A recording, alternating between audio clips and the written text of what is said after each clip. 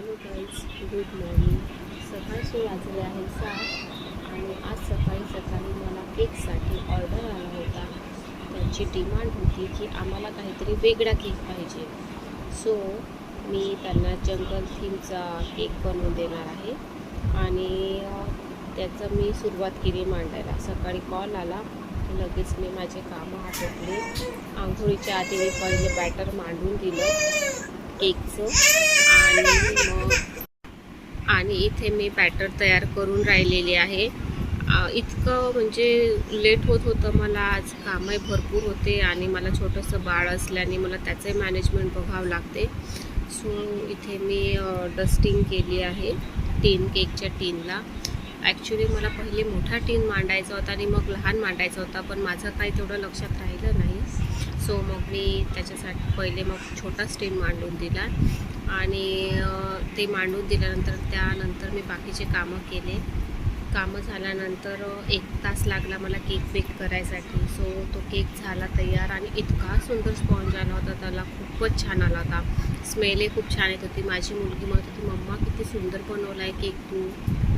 So मी त्यानंतर दुसरा cake मांडायला सुरुवात केला, कारण तर 2 kgचा केक होता, त्यामुळे 2 स्पॉन्ज लागतात.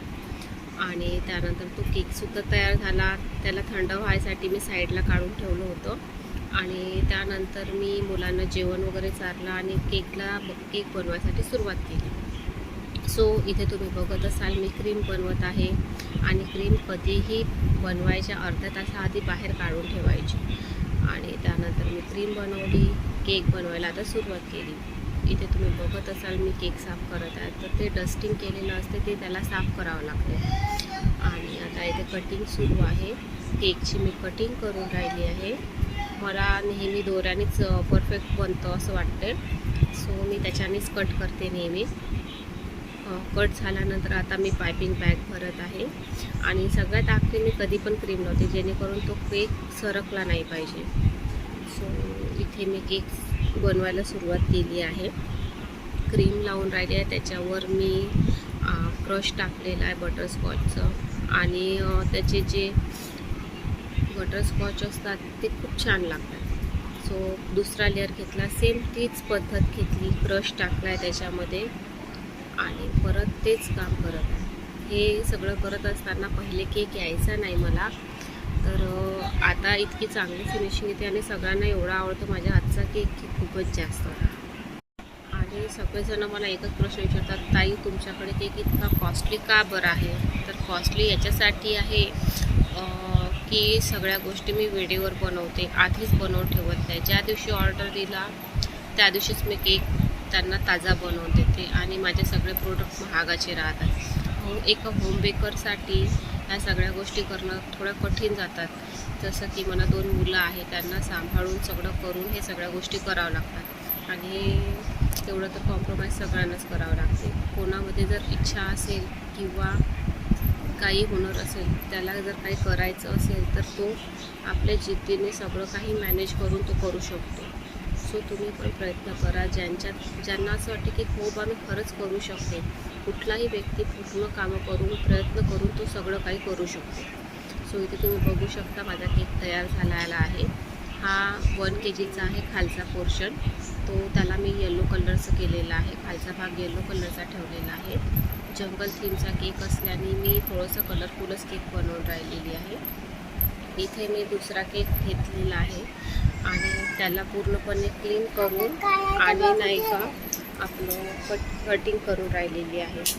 सो इथे मी आता क्रीम बनवलेली आहे आणि केक बनवायला सुद्धा सुरुवात केली आहे. त्यामध्ये मी टाकले क्रीमवर टाकला आहे क्रश आणि ते बटरस्कॉचचे नट्स. त्याच्याने फ्लेवर एवढा सुंदर येतो की खूपच छान येतो. ते मी खूप स्पीडने करून राहिली होती केक. मला केक बनवायला खूप वेळ लागला, कारण तर माझा 2 kgचा केक होता आणि सोबत दुसरे पण केक होते. सो मी एकाच केकचा ब्लॉग टाकलेला आहे, तुम्ही बघू शकता. आवडलं तर नक्की शेअर करा आणि लाईक करा. फर्स्ट टाईम मी ब्लॉग टाकत आहे, त्यामुळे बोलायला थोडंसं माझं काही चुकत असेल तर सॉरी हं. इथे तुम्ही बघू शकता मी केक बनवून राहिलेली आहे आणि माझी दोन्ही मुलं 10 वेळ किचनमध्ये येत होते, मम्मा तू काय करत आहे. आम्हाला पण दे. माझी मुलगी खूप जास्त फोर्स करत होती, मम्मी दे म्हणून, पण मी कधीच देत नाही तिला. सगळ्यात आखरीला जेव्हा क्रीम वाजते थोडीशी तेव्हा तिला मी देते. इथे मी केक सजवायसाठी सुरुवात केलेली आहे, तुम्ही बघू शकत आहे. ग्रीन कलरचे ग्रास बनवून राहिली आहे मी. खाली आणि वर दोन्ही साईडला मी बनवत आहे. सो हे करायला खूप कठीण जाते. कोणालाही वाटत असेल की खूप इझी केक आहे, पण हा इझी नाही आहे. याला करायलाही भरपूर वेळ लागतो आणि कसं आहे समजलंही पाहिजे. आपण इतकं गोंधळून जातो की करायचं कसं. सो तुम्ही बघू शकता इथे मी डेकोरेशन करून राहिले. मधामधात माझे हस्बंड पण येत होते, त्याची पण मला खूप हेल्प होत होती. ते पण मला सपोर्ट करत होते. ते मला सांगायचे की असं कर तसं कर म्हणून. सो आम्ही आमच्या दोघांचं डिसिजन घेऊन पुढे जात होतो. इथे मी डेकोरेशन करत आहे. वेल काढून राहिलेली आहे. त्याला मी फॉन्डंटचे फ्लावर्स लावणार आहे.